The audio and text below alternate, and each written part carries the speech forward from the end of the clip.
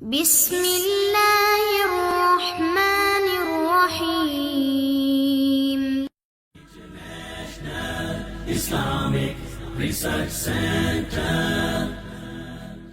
تیسرا جھوٹ، اور آج یہ جھوٹ مسلمانوں کو ذبح کر چکا۔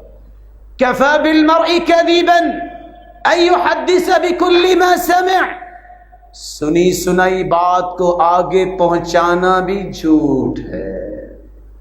اور آج کوئی تحقیق نہیں، پہلی صف میں بیٹھا ہے نیک آدمی، اس نے نماز پڑھی ہے اور باہر کوئی جھوٹ بول رہا ہے، کوئی سوچنے کے لیے تیار ہی نہیں ہے۔ اور کچھ باتیں ہوتی تو قصے ہیں لیکن سبق مل جاتا ہے۔ نیک آدمی کشتی میں تھا، کسی نے آگے کہا تمہاری بیٹی گھر سے بھاگ گئی ہے۔ وہ کشتی سے اترا، واپس گیا تو دیکھا بیٹی آٹا گوندھ رہی ہے۔ کہتے ہیں انا للہ و انا الیہ راجعون۔ کہا کیا ہوا؟ کہا بیٹی جو کچھ ہونا تو وہ ہو گیا۔ ہوا کیا؟ کہا بیٹی میں نے تو آپ کو دیکھ لیا ہے، کشتی والے جتنے تھے ان کے ذہن میں تو ایک ہی بات ہے کہ بیٹی بھاگ گئی، تم بھاگی ہو یا نہیں بھاگی ہو، ان کے نزدیک بھاگ گئی ہو۔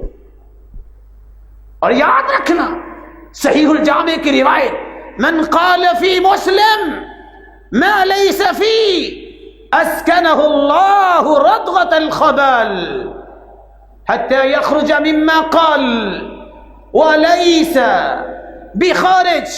جو کسی مسلمان کے بارے میں ایسی بات کہتا ہے جو اس میں نہیں ہے، قیامت کا دن ہوگا، باقی فیصلے بعد میں ہوں گے، جہنمیوں کے خون اور ان کی پیپ میں اس کو ڈال دیا جائے گا۔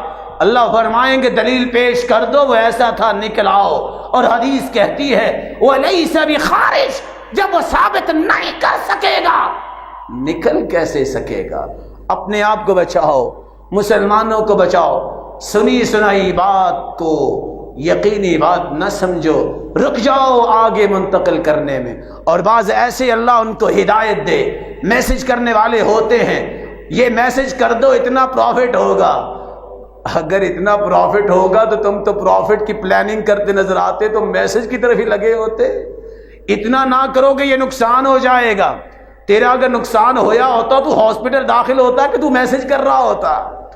جھوٹ کو آگے منتقل نہ کرو، سوچو میں کیا کر رہا ہوں۔